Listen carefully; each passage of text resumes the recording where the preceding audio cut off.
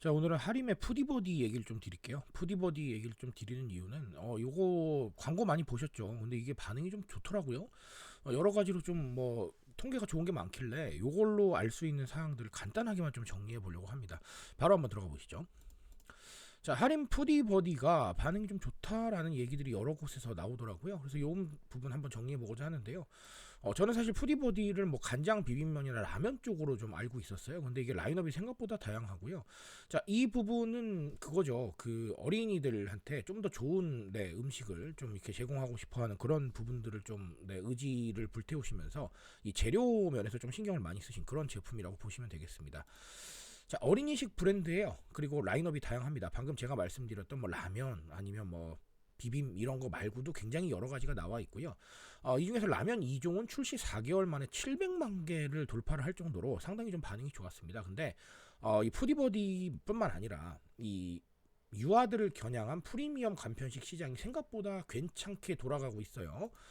자, 영유아 간편식 시장은요, 원래 사실은 뭐 이유식 쪽으로 많이들 생각을 하셨는데, 이유식은 아주 어린 친구들이고 그 이후부터는 그렇게까지 가지는 않는 것 같아요. 그래서 지난해 3천억 원대 정도 시장으로 평가가 됐었는데 올해는 3,300억 원대로 추산이 되고 있다고 합니다. 아마 계속 오르지 않을까라고 생각을 하고요. 이것과 함께 저희가 좀 생각해봐야 될 게 뭐가 있냐면 영유아 아동복 시장이 있는데 이쪽도 프리미엄 시장이 생각보다 쭉쭉 성장하고 있어요. 그래서 이런 부분들, 즉 그냥 간편식이 아니라 영유아 프리미엄 간편식, 그 다음에 그냥 아동복이 아니라 영유아 프리미엄 아동복, 요런 쪽이 계속해서 올라가고 있는 이런 이유에 대해서 한 번쯤은 좀 생각해 볼 필요가 있을 것 같습니다. 자, 그러면 영유아 간편식 중에서 좀 프리미엄 브랜드들 이거 좀 잘 되는 거, 그 골든키즈라는 트렌드가 있어요. 골든키즈라는 트렌드 보셨는지 모르겠는데, 요거 이제 알파 세대 친구들 에 해당을 하는데, 일단은 지금 이제 2025년에 태어난 친구들은 이제 베타 세대라고 얘기를 하지만 이 베타 세대 친구들을 우리가 지금 얘기하기는 조금 좀 아직 너무 어리니까요.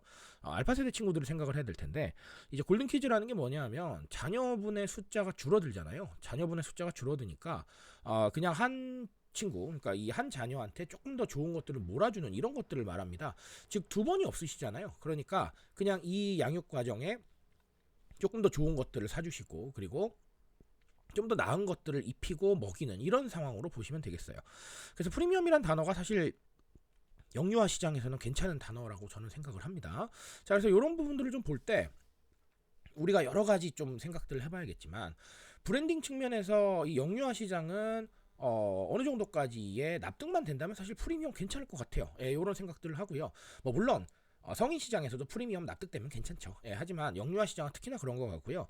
그리고 이 알파 세대 부모님들이 뭐 무조건 그렇다고 좋은 거를 막 사주고 이런 거는 아니겠지만, 그럼에도 불구하고 조금 더 나은 것들을 자녀분들한테 주고자 하는 마음은 굉장히 커요. 그러니까 이런 부분들을 한번 좀 생각해 보시면 아주 좋겠다라고 말씀드려요.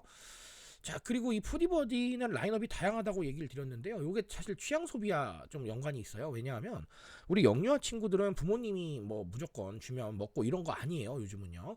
이 알파 세대 친구들은 각자에 대한 이런 부분들이 굉장히 강하기 때문에 결론적으로 내 취향에 맞는 거 하고 싶고, 그다음 내 취향에 맞는 무언가를 또 하고 싶어하는 이런 성향들이 있거든요. 결국은 이 소비가 중심이 내가 됐으면 좋겠는 그런 세대예요. 그러니까 부모님 소비에 영향을 주는 세대라고 볼 수가 있거든요. 그런 세대들한테 무조건 나 모르겠으니까 그냥 취향 소비 이거 해라고 얘기하기에는 조금 무리가 있겠고요.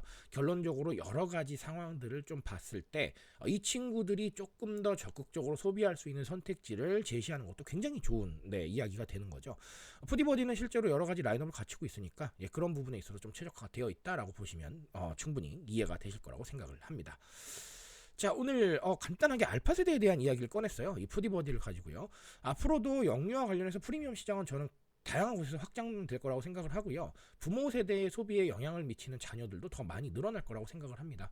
이런 것들을 좀 보시면서 결국은 알파 세대가 그냥 아이들이 아니라 우리가 조금 더 생각해봐야 될 소비 주체가 아닌가라는 생각을 한번은 해보셨으면 좋겠습니다. 자, 여기까지 말씀드리고요. 저는 조금 더 좋은 얘기로 돌아오도록 하겠습니다.